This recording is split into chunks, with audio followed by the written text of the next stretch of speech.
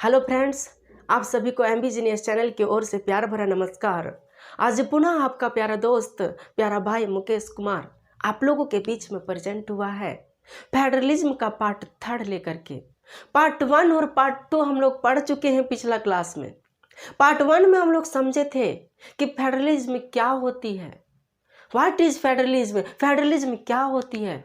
और पार्ट 2 में हम लोग समझे थे कि कोई फेडरलिज्म कंट्री है तो उसके अंदर क्या क्या फीचर्स होनी चाहिए, क्या क्या गुण होनी चाहिए, क्या क्या रहस्य होने चाहिए, तो उस पर हम लोग बात किए थे। और आज जो पार्ट 3 लेकर के आए हैं आप लोगों के बीच में, वह पार्ट 3 में हम लोग समझेंगे कि फेडरलिज्म के कितने टाइप्स होते हैं और कौन कौन से टाइप्स होते हैं, और उस टाइप्स का रहस्य भी हम लोग जानेंगे कि उसका रहस्य क्या होता है। तो जो हम आप लोगों के बीच में टॉपिक ला रहे हैं इस चैप्टर का, टॉपिक वाइज टॉपिक जो आप लोगों को बता रहे हैं, यह डायरेक्ट क्वेश्चंस एग्जाम में पूछा जाता है। यदि एग्जाम में इससे रिलेटेड, इस चैप्टर से रिलेटेड किसी तरह का क्वेश्चंस पूछा जाए, चाहे वह ऑब्जेक्टिव हो चाहे वह सब्जेक्टिव हो, आप इजीली उसको सॉल्व कर सकते हैं। तो चलिए हम इस चैप्टर को अब हम स्टार्ट करते हैं। तो यह टॉपिक जो है, टॉपिक का नाम ही है टाइप्स ऑफ फेडरेशन। फेडरेशन के कितने टाइप्स होते हैं। तो फेडरेशन के मेनली 2 टाइप्स होते हैं, 2 टाइप्स होते हैं। कौन कौन होते हैं? तो पहला होता है कमिंग टुगेदर फेडरेशन और दूसरा होता है होल्डिंग टुगेदर फेडरेशन। अब कमिंग टुगेदर फेडरेशन क्या है और होल्डिंग टुगेदर फेडरेशन क्या है, इसके बारे में हम लोग समझेंगे। यदि एग्जाम में आ जाएगा यह क्वेश्चंस यदि एग्जाम में पूछा जाता है तो इतना ही यदि आप पॉइंट एक्सप्लेन कर देते हैं तो आपको फुल में फुल मार्क्स मिल जाएगा, डेफिनेटली मिल जाएगा, कोई शक ही नहीं है। तो इसको समझेंगे कि कमिंग टुगेदर फेडरेशन होती क्या है, किस चिड़िया की नाम है, तो इसको डिटेल से पॉइंट बाय पॉइंट में समझेंगे। तो पहला पॉइंट क्या है कमिंग टुगेदर फेडरेशन में, इसको सेंस में समझिए अपने ही एक अर्थ में, कि जब कोई एक कंट्री है और उस कंट्री में यदि कोई दूसरा स्टेट या करके खुद चल करके उस कंट्री में मिल जाता है और उस कंट्री का हिस्सा बन जाता है, तो उसको हम लोग कमिंग टुगेदर फेडरेशन कहते हैं। और दूसरा हो गया कि होल्डिंग टुगेदर फेडरेशन। जैसे कोई कंट्री है और उस कंट्री में कई सारे स्टेट्स हैं, तो वह उस कंट्री का जो सेंट्रल गवर्नमेंट होती है, स्टेट गवर्नमेंट को कुछ पावर दे देती है, स्पेशल पावर दे देती है उस स्टेट को रूल्स करने के लिए, उस स्टेट को डेवलप करने के लिए। तो जो किसी कंट्री में, किसी फेडरलिज्म कंट्री में सेंट्रल गवर्नमेंट के द्वारा स्टेट गवर्नमेंट को कुछ पावर दे दिया जाए कि जाओ अपना पावर ले लो, कुछ पावर, और अपना स्टेट का डेवलप करो, तो उसको हम लोग क्या कहते हैं, तो होल्डिंग टुगेदर फेडरलिज्म। यानी इसमें क्या होता है, कंट्री के अंदर ही स्टेट होती है, उसको एक्स्ट्रा पावर दे दिया जाता है डेवलप करने के लिए। लेकिन इसमें क्या होता है कि जो स्टेट है वो बाहर से स्टेट आती है, किसी कंट्री में मिल जाता है और बोलता है कि मुझे अपने में शामिल कर लो, तो वैसा जो खुद चल करके आता है तो उसी को हम लोग कहते हैं कमिंग टुगेदर फेडरलिज्म। इसको अब पॉइंट बाय पॉइंट में हम लोग समझेंगे कि कमिंग टुगेदर फेडरलिज्म का पहला पॉइंट क्या है। फर्स्ट पॉइंट है कि independent state coming together on their own to form a bigger unit. Independent states, एक स्वतंत्र स्टेट जो होती है, एक स्वतंत्र स्टेट्स कमिंग टुगेदर एक साथ आ जाती है। कमिंग टुगेदर मीन्स एक साथ आ जाती है, on their on to form ये बिगर यूनिटी, और एक साथ आकर के एक बड़ा यूनिटी बना देती है, एक बड़ा कंट्री बना देता है। जैसे अमेरिका का नाम तो आप सुने होंगे, USA, United state of America. USA का नाम आप सुने होंगे, अमेरिका का नाम। तो अमेरिका में क्या है कि ये तो अमेरिका है, ये मान लेते हैं कि ये अमेरिका है। इस अमेरिका में 50 स्टेट्स हैं, बहुत सारा स्टेट्स हैं, और जितना भी स्टेट्स हैं क्या हुआ है, इसी तरह क्या हुआ कि उधर से आकर के इस अमेरिका में आकर के मिल गया है। कई स्टेट जो है इधर से आकर के अमेरिका में मिल गया है, कितना सारा स्टेट जो है सो अमेरिका में आकर के मिल गया है। अब स्टेट से क्यों आकर के मिलती है, कौन सी वजह होती है, क्या प्रॉब्लम होता है?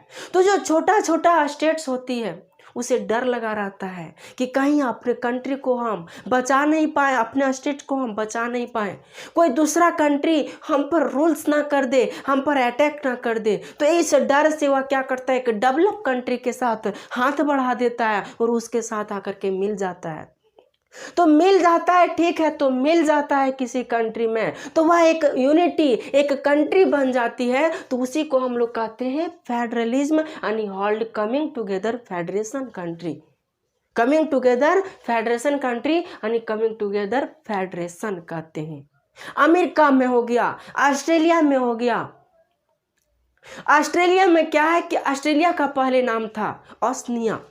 क्या नाम था? तो ओसनिया था। तो ऑस्ट्रेलिया में इसी तरह हुआ था, ओसनिया था उसका पुराना नाम है। तो ओसनिया में क्या है कि कई सारा कंट्री आकर के उसमें मिला, किसमें? तो ऑस्ट्रेलिया में कई सारा। लेकिन उसमें क्या हुआ कि ऑस्ट्रेलिया जो था वो 90% क्षेत्र में, जैसे कि ये है ओसनिया, क्या है? ओसनिया।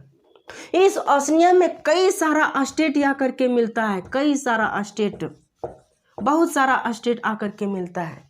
लेकिन इसमें जो है सो ऑस्ट्रेलिया सबसे बड़ा क्षेत्र है। कितना? सबसे बड़ा, यानी 90% क्षेत्र जो है सो सिर्फ ऑस्ट्रेलिया का है। इसलिए इस ऑस्ट्रेलिया का नाम ही पड़ गया ऑस्ट्रेलिया। यानी इसका पुराना नाम क्या था? तो पुराना नाम इसका ओसनिया था। क्या था? तो ओसनिया था। तो यहाँ हम देखें कि ऑस्ट्रेलिया में भी उसी तरह कई स्टेट्स आकर के ऑस्ट्रेलिया में मिला और एक यूनिटी बनी, एक कंट्री बना, एक कॉन्टिनेंट बन गया यहाँ, और यहाँ एक कंट्री बन गया और एक यूनिटी बन जाती है। तो उसी को हम लोग कमिंग टुगेदर फेडरलिज्म कहते हैं। तो एग्जाम्पल हुआ अमेरिका और ऑस्ट्रेलिया। ये समझ में आ गई होगी। दूसरा पॉइंट है कि by pooling sovereignty and retaining identity they can increase their security. Sovereignty मतलब होता है संप्रभुता और रिटेनिंग आइडेंटिटी मतलब होता है पहचान बनाए रखना। जब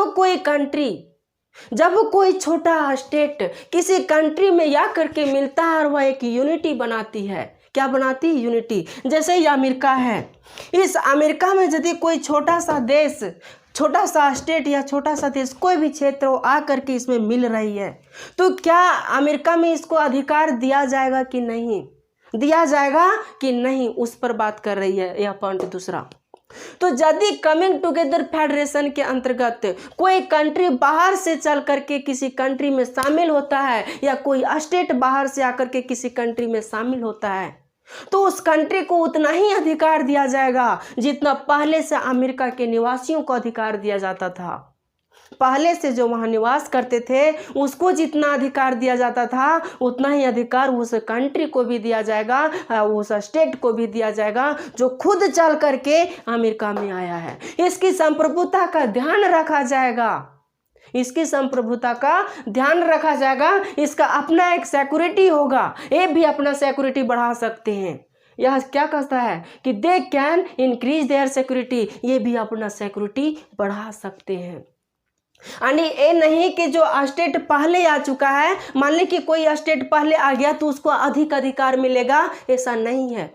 चाहे आप पहले आए चाहे पीछे आए, अधिकार सेम मिलेगा, अधिकार सेम मिलेगा। हम लोग स्कूल जाते हैं तो कोई स्टूडेंट पहले पहुंच जाता है, कोई स्टूडेंट पीछे पहुंच जाता है। तो क्या टीचर जो पहले स्टूडेंट पहुंचा उसको ज़्यादा शिक्षा देगी?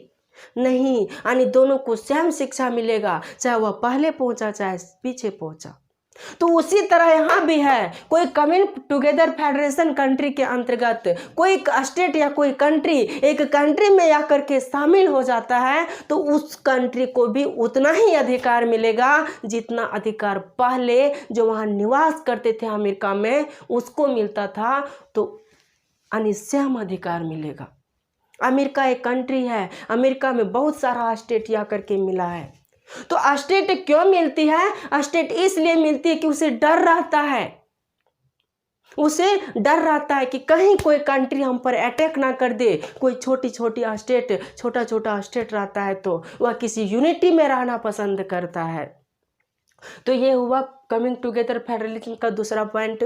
तीसरा पॉइंट है कि state usually has equal power and are strong in the federation.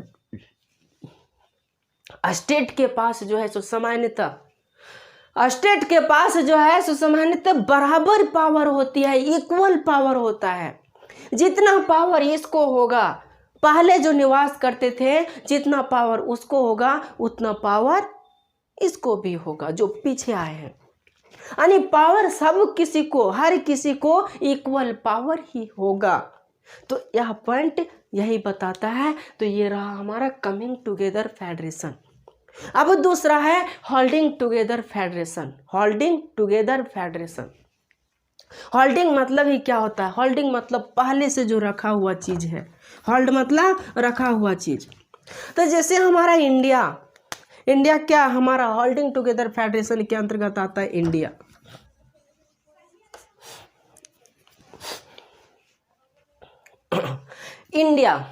ये है इंडिया।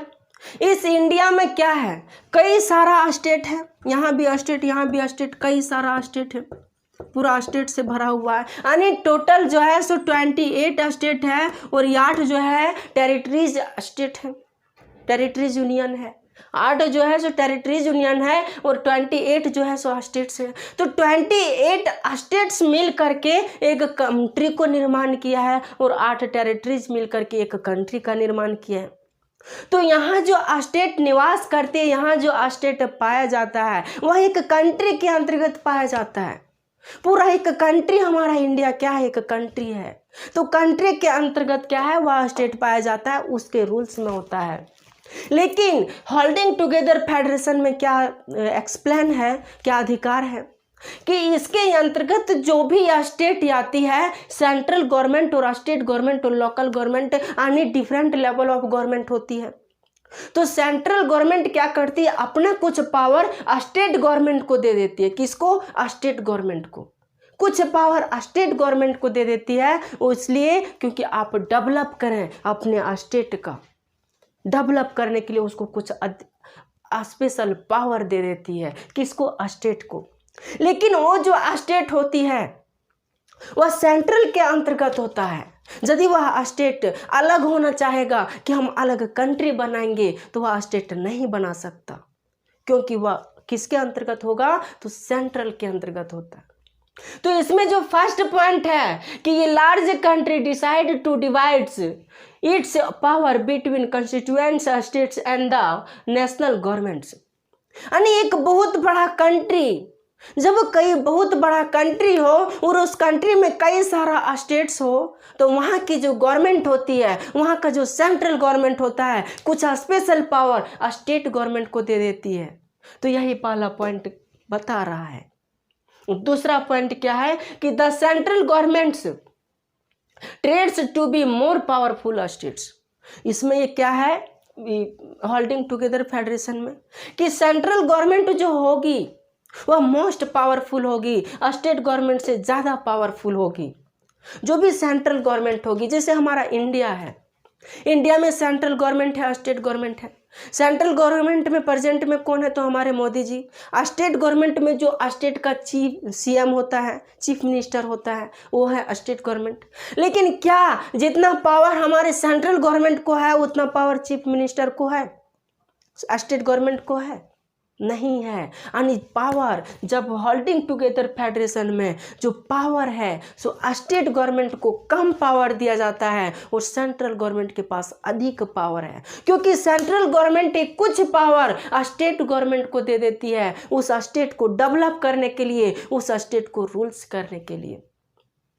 इंडिया जो बना है उसमें टोटल कितना है? 28 स्टेट्स है और 8 क्या है? यूनियन टेरिटरीज है। तो टोटल 28 स्टेट्स में क्या होता है? सीएम होता है और यूनियन टेरिटरीज में सीएम भी होता है और गवर्नर भी होता है, डिप्टी गवर्नर, जिसको उपराज्यपाल कहते हैं। ये और इंडिया में क्या है कि पावर का शेयरिंग कर दिया गया है सेंट्रल गवर्नमेंट पर, स्टेट गवर्नमेंट पर और लोकल गवर्नमेंट पर, तीनों गवर्नमेंट पर पावर का शेयरिंग कर दिया गया है। इसलिए हमारा इंडिया जो है सो एक होल्डिंग टुगेदर फेडरेशन कंट्री के अंतर्गत आता है। इंडिया के अलावा बेल्जियम भी है, स्पेन भी है जो इसके अंतर्गत आता है। किसके? तो होल्डिंग टुगेदर फेडरेशन के अंतर्गत। अब तीसरा पॉइंट क्या है कि constitutions have equal power, same units are granted special power.